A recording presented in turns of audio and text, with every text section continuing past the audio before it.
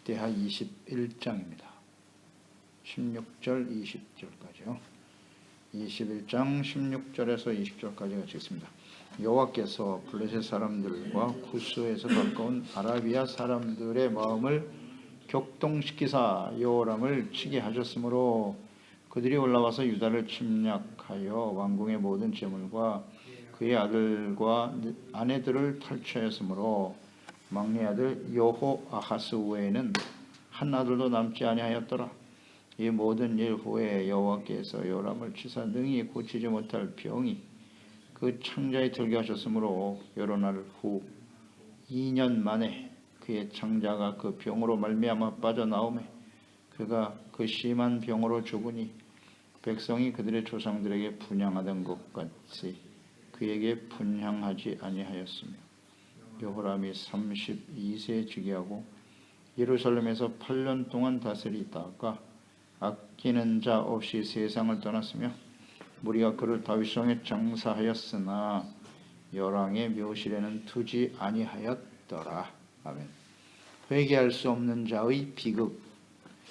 여호사밧의 아들 여호람 하나님의 말씀과 하나님을 버렸어요. 이스라엘의 길로 행하고 우상 숭배와 형제를 죽이는 패역을 행함으로써 하나님의 선지자 엘리야를 통해서 하나님이 그의 죄에 대해서 심판하실 것이다 라는 말씀을 받게 됩니다. 그 심판의 내용이 14절 15절이었죠. 내 백성과 내 자녀들과 내 아내들과 내 모든 재물을 큰 재앙으로 치시리라. 또 너는 창자의 중병이 들고 그 병이 날로 중하여 창자가 빠져나오리라 하셨다 하였더라. 이렇게 될 거라고. 될 것이라고 하나님 말씀하셨고 그 말씀이 이제 어떻게 그에게 구체적으로 임하는가 하는 것을 우리는 보게 되는 거죠. 자, 하나님께서는 행한 대로 갚아주시는 겁니다. 아사왕, 할아버지, 아버지 여호사밧 얼마나 신실한 왕들입니까? 그런 좋은 환경 속에서 태어나 왕위에까지 올랐는데 그가 하나님의 말씀을 따르는 부모의 길을 저버리고 말이죠. 그 아내의 말을 들어서 북이스라엘 우상 숭배의 길로 들어갔다. 언제나 우리는 선택이에요. 매 순간순간이 선택이고 하나님의 말씀과 길을 선택할 것인가 아니면 자기 자신이 원하는 길을 선택할 것인가 선택입니다. 여호람은 잘못된 길을 선택하고 말았죠. 그 결과가 여기까지 온 겁니다. 언제나 그래요. 우리의 현재는 과거에 우리가 어떤 선택한 것에 대한 결과예요. 또 오늘 현재 우리의 어떤 선택을 하느냐가 우리의 미래가 결정되겠죠. 간단한 진리입니다. 하나님의 길을 따를 것이냐 나의 길과 뜻대로 갈 것이냐. 우리 신앙생활이 무엇입니까? 하나님의 말씀 앞에 자신의 생각과 뜻을 쳐서 복종시키는 겁니다. 그게 하나님의 백성의 삶인 거예요. 하나님의 말씀과 뜻을 따라야죠. 그런데 우리는 항상 자신의 길을, 자신의 선택을 더 중요시 여기죠. 자꾸 상황 설명을 하고 합리화시켜가면서 말씀은 그러하시나 어쩔 수 없습니다. 내 생각은 이래요. 그걸 못 버려요. 버리질 못해요. 그러면 여호람처럼 되는 거예요. 되는 겁니다. 참 안타까운 일이죠. 그러면서도 다른 사람은 그렇게 될지 모르나 나는 그렇게 되지 않을 거야. 설마가 사람을 잡는 겁니다. 진짜 그렇게 될까? 이 말씀을 들었을 때 여호람이 그런 생각하지 않았을까요? 엘리야 선지자를 통해서 이런 말씀을 그게 무슨 하나님 말씀이겠어? 선지자가 한 말이겠지? 하나님의 말씀을 사람의 말로 듣는다고요. 사람의 말로. 오늘날도 그렇지 않아요? 기록된 말씀, 죄종들을 통해 선포되는 말씀을 사람의 말로 여기려고 해. 자기가 듣기 좋은 말은 받아들이겠지만 듣기 싫은 말은 쳐버린다고요. 나와는 상관이 없어. 이렇게. 아합이 그러다가 죽음의 자리로 갔고 성경에 다 나와 있는데요. 말씀대로 되는 건데. 그런 말씀을 들려주신 의미는 회개하고 돌이키라는 뜻이죠. 그게 하나님의 사랑이라고요. 이렇게 기록하여 주신 것은 장차 이제 여호람에게 일어나는 일들은 결코 우연이 아니고 하나님이 하시는 일이다. 말씀대로 행한 대로 갚아주신다. 갚아주신다. 하나님을 버리면 하나님도 버리신다. 이거 자꾸 우리는 계속 말씀드린 깨닫는 바입니다. 교훈이에요. 우리가 하나님을 버리면 하나님도 우리를 버리신다. 어떻게 그러실 수가 있어요? 하나님 왜 버리십니까? 사랑의 하나님이신데. 사랑의 하나님이시죠. 그러나 공의의 하나님이라는 사실을 절대 놓치면 안 돼요. 이렇게 회개하고 돌이킬 수 있는 기회를 주는 게 하나님의 사랑입니다. 아무 말도 안 하고 하나님이 심판하셔도 그만이에요. 그런데 이런 게 사랑이잖아. 너 앞으로 이렇게 될 거야. 그러니까 정신 차리고 회개하고 돌아와야겠지. 오래 참으신다고요. 16절 17절 하나님께서 회개하자는 여호람에게 말씀하신 대로 이루어졌네요. 여호와께서 블레셋 사람과 구스에서 가까운 아라비아 사람들의 마음을 격동시키사 누가 하셨다고요? 여호와께서 여호람을 치게 하셨으므로. 친다는 말 되게 싫어하죠 우리들. 맨날 말씀으로 친다고요. 이 치는 말씀을 잘 들어야 돼요. 하나님이 치시는 분입니다. 치셨대잖아요 하나님께서. 회개하고 돌이키지 않으니까 치는 말씀이 책망의 말씀이겠죠. 경고의 말씀, 회개라는 말씀 이런 거겠죠. 우리 죄를 지적해 주는 게 친다는 거 아닙니까? 그러면 그걸 빨리 돌이켜야죠. 그러니까 하나님이 직접 치시잖아요 이제. 참 안타까운 일이죠. 백성들과 가족들, 재물에 대한 심판 이루어졌죠. 말씀대로 되네요. 유다를 침략하여 왕궁의 모든 재물을 빼앗아 가셨어요. 말씀하신 바죠. 그 아들들과 아내들을 탈취하게 하셨고, 그렇죠? 막내 아들 여호아하스 외에는 한 아들도 남기지 아니하였더라.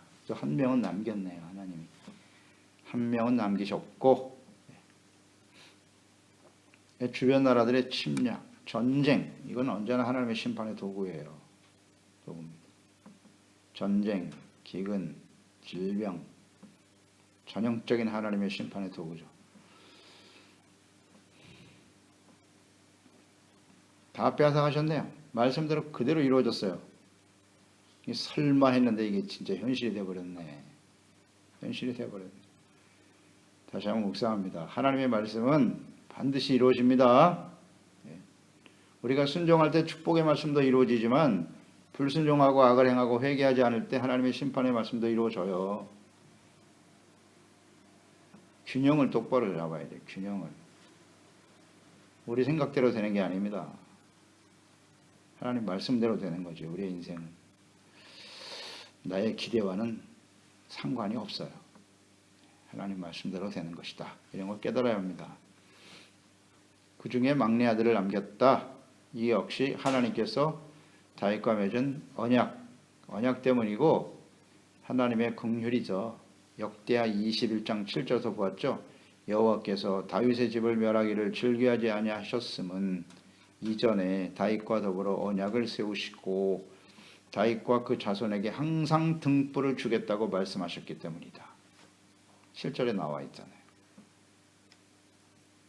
그 다윗과의 언약 때문에 여호아스 한 사람은 한 아들은 남겼다. 불이 꺼지지 않게 하시겠다는 거죠. 이거 우리가 또 묵상해 볼 필요가 있죠. 엘리야 선지자가 말한 대로 지금 다 이루어지고 있잖아요. 아내들, 아들들, 모든 재물 다 빼앗겼잖아요. 이거 정말 말씀대로 되는구나. 그러면 이 과정에서 하나님이 이걸 원하시는 거잖아요. 이 과정에서 이게 우연이 아니라 하나님이 하신 일임을 깨닫고 회개하고 돌이킬 수 있도록 하나님이 이렇게 구체적으로 가르쳐 주신 거예요. 하나님의 말씀은 구체적이에요. 그대로 될 거라고. 돌이키지 못하죠. 이런 상황에서 우리에게 시련과 어려움이 다가올 수 있죠.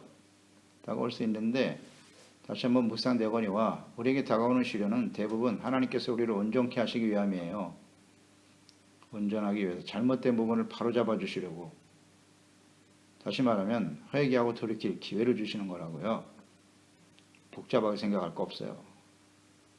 애통하면 돼요. 시편 34편 18절 여호와는 마음이 상한 자를 가까이 하시고 충심으로 통회하는 자를 구원하시는도다. 충심으로.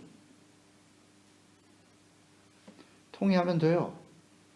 이사야 57장 15절 지극히 존귀하며 영원히 거하시며 거룩하다 이름하는 이가 이와 같이 말씀하시되 내가 높고 거룩한 곳에 있으며 또한 통회하고 마음이 겸손한 자와 함께 있다. 보세요. 하나님의 마음이 정확하게 정리되어 있잖아요. 내가 하늘에 임재하고 계시지만 하늘에 계시지만 또한 그 하나님은 통회하고 마음이 겸손한 자와 함께 하신대요. 그러니까 우리 마음속에 하나님 예수님께서도 말씀하셨죠. 내가 여기 있다 저기 있다 할 것이 아니라 내 마음속에 천국이 있는 것이라고. 하나님의 나라가 천국에 있는 것이라고. 천국이 우리 마음속에 있다고. 그게 무슨 뜻이에요? 하늘에 계시는 하나님이 통회하고 마음이 겸손한 자와 함께 한다고.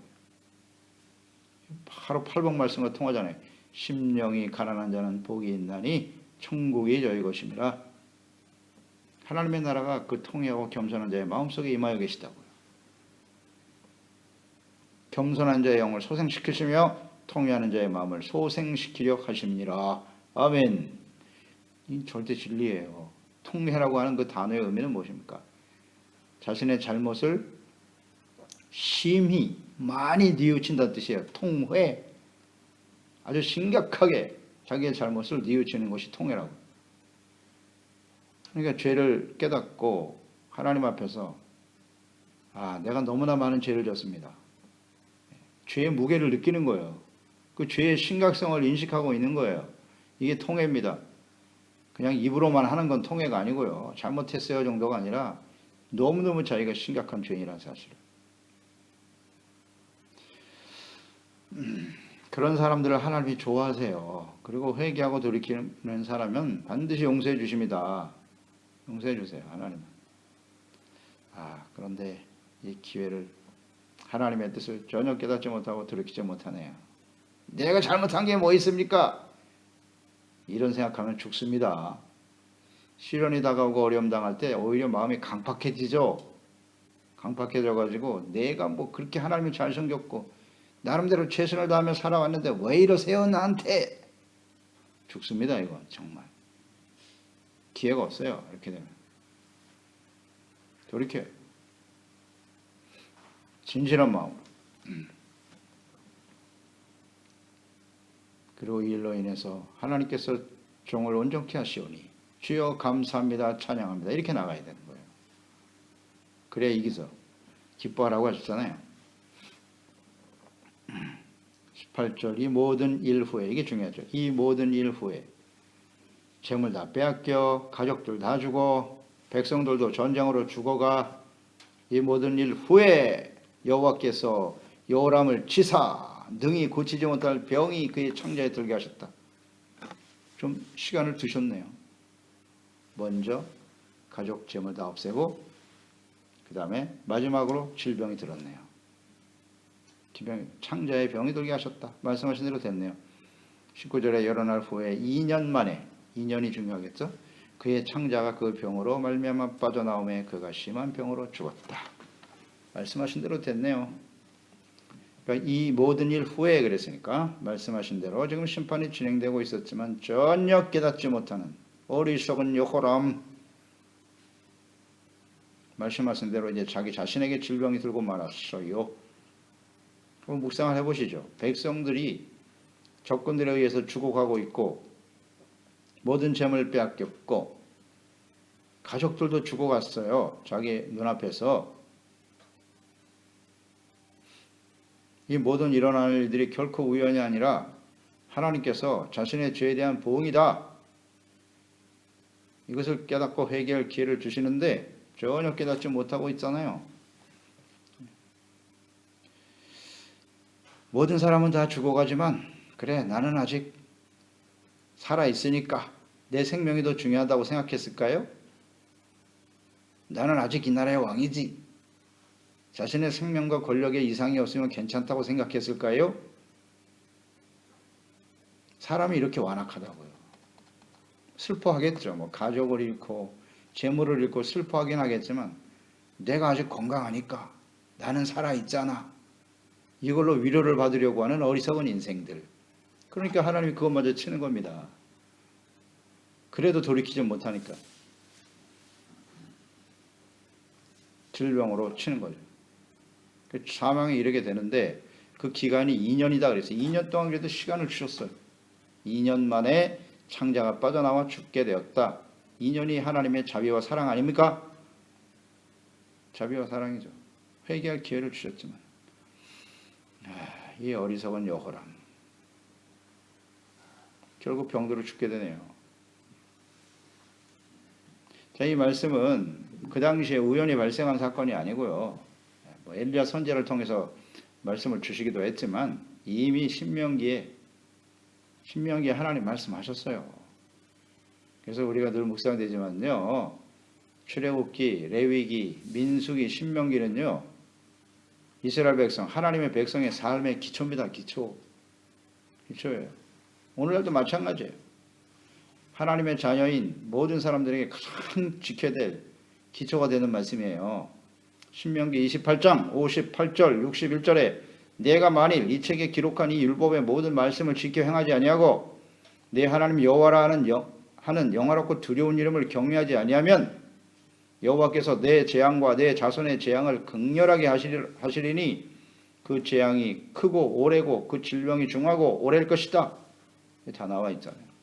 여호와께서 내가 두려워하던 애굽의 모든 질병을 내게로 가져다가 내 몸에 들어붙게 하실 것이며 또 이 율법서에 기록하지 아니한 모든 질병과 모든 재앙을 내가 멸망하기까지 여호와께서 너에게 내릴 것이다. 이렇게 나와 있어요. 하나님이 이미 말씀하셨다고요. 말씀을 지켜 행하지 아니하고 하나님을 두려워하지도 아니하고 하나님을 버리면 말씀을 버리면 이와 같이 될 것이다. 그대로 됐죠. 뭐 새로운 일이 아닙니다. 여호람에게만 이 말씀이 임할까요? 그렇지 않아요. 이렇게 하나님을 무시하고 말씀을 무시하고 버리면 동일한 일이 벌어지겠다고 말씀하셨기 때문에 그대로 되겠죠. 그대로 되겠죠. 저는 이 말씀 묵상하면서 여호람과 같은 사람은 절대 되어서는 안 된다는 건데 정말 안타까운 것은 멸망에 가는 사람의 특징은 여호람과 같다는 거죠. 아무리 하나님의 말씀이 우리의 삶 속에 구체되고 일어나도 전혀 돌이키지 못하더라. 저는 요한계시록과 연결해서 묵상할 수밖에 없어요. 요한계시록의 내용은 무엇입니까? 세상의 마지막 환난과 심판입니다. 무서운 심판이 쏟아질 거라는 거잖아요. 근데 사람들은 그거에 대해서 전혀 인식이 없어. 회개하고 돌이키라고 계속 외치고 계시잖아요. 하나님은. 내가 회개할 게 뭐 있어? 여호람처럼 되는 거예요. 그냥 무감각해. 하나님 말씀을 무시해요. 그냥 삶에 일어나는 건 우연이겠지. 우연입니까? 그래서 결국은 멸망에 가는구나. 회개하지 못하는 자의 비극입니다. 그래서 심판이 이 땅에 쏟아지는 거예요. 결국 당하잖아요. 여호람. 이루어지죠. 개인적인 삶. 역사 속에 이루어질 거예요. 다시 한번 강조됩니다. 우리가 믿든 믿지 않든 상관없어요. 하나님 말씀대로 됩니다. 이 세상은. 가면 갈수록 아름다운 세상이 아니라 갈수록 세상은 나빠질 거예요. 더 악해질 거고요. 정말 안타까운 것은 하나님의 교회와 백성들이 여호람처럼 회개하지 않는다는 겁니다. 그래서 하나님이 결국 진노가 시작되는 거예요. 시작되는 겁니다. 요한계시록 우리가 잘 묵상해 보았죠? 그 심판이 쏟아지면 사람들이 회개하고 돌이킬 줄 알았더니 뭐라 그랬어요? 그 심판을 당하는 시대 사람들이 더욱 악하여 하나님을 대적하고 계시록에 나와 있잖아요. 더 악해져요. 그래서 하나님의 심판에 임할 수밖에 없는 당위성이 거기에 나오는 거예요. 여호람. 근데 우리는 하나님의 말씀 그렇게 듣고 있으면서도 무시하잖아요. 그런 일은 안 일어날 거야. 나의 시대에만 안 일어나면 되지. 그럼 우리 자녀는 다 그렇게 죽어도 됩니까? 이게 너무 안타깝잖아요. 분명히 하나님 말씀대로 될 건데. 안타까워요. 19절 20절로 이어지겠죠. 여호람이 죽었어요. 백성들이 분향하지 않았다. 슬퍼하지도 않았다는 겁니다. 장례를 온전히 치르지도 않았다는 거예요. 이런 비극이 어디 있습니까? 왕으로 죽었는데 자신이 왕이라고 그 왕권을 얼마나 강화시키려고 그냥 형제들까지 다 죽였는데 이렇게 되는 겁니다. 이런 사람은 가치가 없는 거예요. 아끼는 사람이 없이 세상을 떠났다. 아끼는 사람이 아무도 없다. 이게 성공한 인생이에요? 어리석은 인생이죠. 그 열왕의 묘실에 두지 않았다. 자격이 없다는 겁니다. 천국에 못 들어갔다는 얘기겠지. 어떻게 들어가겠습니까, 이런 사람이? 그러니까 결국 한마디로 말하면 여호람은 하나님께 버림을 받았다. 백성들에게도 버림을 당했다. 이 결론이에요. 하나님을 버리면 이와 같이 된다는 겁니다. 하나님과 사람들에게 버림받아요. 아무도 자기를 찾지 않아. 귀하게 여기지 않아요. 세상은 왜 나를 버리는 거야? 사람들을 왜 나만 싫어해? 왜 그럴까요? 간단한 문제입니다. 우리가 하나님을 버리면 이렇게 되는 겁니다. 이 절대 진리죠. 절대 진리. 오늘 말씀처럼 말씀해 주는 교훈은 간단해요. 절대 하나님을 버리면 안 된다. 하나님의 말씀을 버리면 안 된다. 하나님 말씀하신 대로 될 것이다. 다만 우리가 살아있는 이유는 회개할 수 있는 기회를 주시는 거다. 언제든지 이걸 잊지 말아야 돼요. 기회를 주시는 거다. 그래서 이 기회를 절대 놓치면 안 된다. 우리 자신뿐만 아니라 우리와 함께하는 소중한 가족들, 우리 자녀들 가르쳐 줘야 합니다. 가르쳐 줘야 해요. 회개할 기회를 주시는 거라고. 그대로 있다가는 다 같이 이렇게 돼요. 말씀대로 되는 겁니다. 지혜로운 종들이 되어야죠. 기도하겠습니다. 하나님 아버지, 오늘도 여호람의 삶을 묵상하게 돼요. 왜 성경에 이렇게 자세하게 기록하여 남기셨겠어요? 하나님께서 우리에게 책망과 교훈을 주시려고요. 이 땅의 모든 사람이 다 구원받기를 원하시지 이렇게 심판받기를 하나님 원치 않으세요. 그래서 특히 이들이 하나님의 백성들 아닙니까? 아사왕 다윗으로 이어지는 아사왕과 여호사밧 신실한 사람들이었죠. 하나님을 경외하는 왕들의 자녀인 여호람이 이와 같은 삶을 살더라. 하나님이 그냥 멸망시켜도 그만이에요. 버리셔도 그만인데 자세하게 돌이키고 선지자들을 보내시고, 그러나 하나님 앞에 멸망해 가는 사람들의 특징, 회개하고 돌이킬 수 없다는 겁니다. 주여, 우리 소중한 지체들, 우리 가족들, 우리 자녀들이 이와 같은 비극이 일어나지 않도록 늘 하나님의 말씀 앞에 깨어있게 하시고 애통하는 자들이 되게 하시고 심령이 가난한 자들이 되게 하시고 우리의 주어진 기회 동안 하나님 앞에 돌이켜 의를 소중하게 여기고 늘 온유하고 겸손한 자세로 두렵고 떨림으로 하나님의 주신 구원의 은혜를 소중히 여기며 감사하며 살아가는 우리 모두가 되게 하소서. 예수님의 이름으로 기도드리옵나이다. 아멘.